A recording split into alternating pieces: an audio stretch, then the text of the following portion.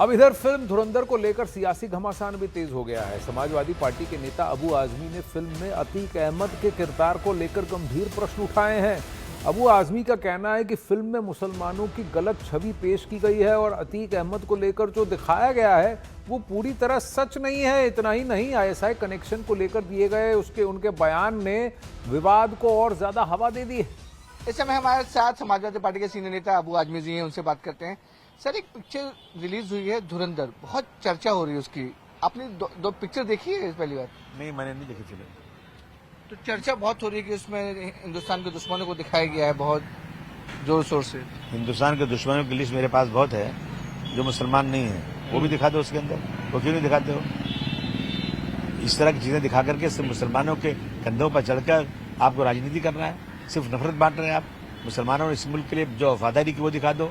मुसलमान मुल्क के साथ जब भी कभी जंग हुई है, जितने परसेंट मुसलमान मिलिट्री और फौज में है उससे कई गुना ज्यादा उन्होंने अपनी जान देकर देश की हिफाजत की, वो दिखा दो। आप झूठ की फिल्म दिखा रहे हो, ये सारी चीजें झूठ पे है। ऐसी फिल्में बिल्कुल चलना नहीं चाहिए, बनाने वाले को जेल में भेज देना चाहिए। लेकिन समाजवादी पार्टी के जो नेता थे आतिक अहमद, जो पिछले कुछ साल पहले उनकी मौत हो गई गोलीबारी में, उसमें उनका कैरेक्टर दिखाया गया है कि वो पाकिस्तान आईएसआई के संपर्क में है, फेक करेंसी का पूरा जाल चलाते हैं, हिंदुस्तान के खिलाफ काम करते हैं, भारतीय एजेंसी के खिलाफ काम करते हैं। पूरा कैरेक्टर दिखाया गया है अतीक अहमद के ऊपर। अतीक अहमद के क्रिमिनल केसेस थे, ठीक है। अतीक अहमद को जेल भेजते, फांसी दे देते। आप जिस तरह मार दिया गया, ऐसा शायद पूरी दुनिया में कभी आज तक नहीं हुआ होगा। और आप जो है, अतीक अहमद तो थे, इसके पहले एमपी बने थे, एमएलए कई बार रह चुके हैं। जनता ने वोट कैसे दिया उनको? और आप आईएसआई के में जुड़े हुए थे, फेक करेंसी चलाते थे, जेल क्यों नहीं भेजा? मुकदमे क्यों नहीं चला? ये सब ये सिर्फ क्राइम के मुकदमे चले। और इस तरह के भारतवर्ष में बहुत बड़े बड़े क्रिमिनल पड़े हुए हैं, आपको सिर्फ मुसलमान ही नजर आता है। उधर बीजेपी ने धुरंधर जैसी फिल्म बनाने के लिए आदित्य धर की तारीफ की। हैरानी की बात है कि एक फिल्म आती है जिसे भारतीय पसंद कर रहे हैं। पाकिस्तान ने किस प्रकार से भारत के खिलाफ हमेशा आतंकवाद और अलग अलग चीज़ें करी हैं जिससे भारतीयों को, भारत को नुकसान पहुंचा है, उस संदर्भ में फिल्म बनी है। और कहीं ना कहीं एक जानकारी मिल रही है कि कुछ विपक्ष के लोग या कुछ ऐसे लोग हैं समाज में जो भाजपा को इसके ऊपर में कह रहे हैं ये उसका प्रोपेगेंडा है। ये अजीब सी बात है। भाजपा तो कोई फिल्म बनाती नहीं है, फिल्म को भारतीय पसंद कर रहे हैं।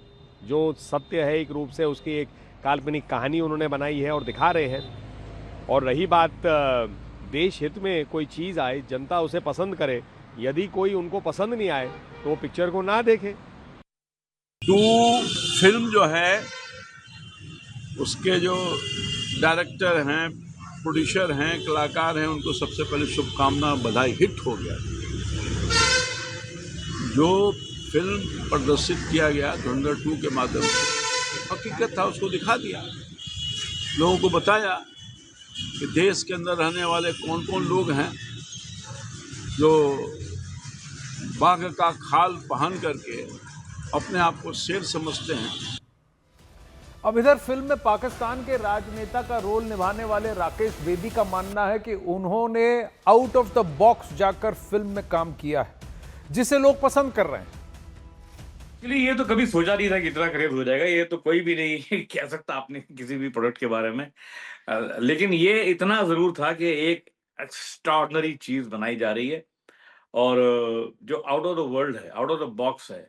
और इस फिल्म ने बहुत सारे जो एक ऑर्थोडॉक्स नॉर्म्स हैं जो चले आ रहे हैं बड़े सालों से, उनको तोड़ा है। एक स्पाई वर्ल्ड को बर्स्ट किया है, जो फिल्मी स्पाई वर्ल्ड है। मैं रियल स्पाई वर्ल्ड की बात नहीं कर रहा, जो फिल्मी स्पाई वर्ल्ड है जिसमें जैसे फॉर एग्जांपल जो जेम्स बॉन्ड का एक स्पाई वर्ल्ड है कि वो कैसे वो हेलीकॉप्टर से भी उतर सकते हैं, किसी दूसरी देश की पार्लियामेंट के बीच में उतर सकते हैं हेलीकॉप्टर से।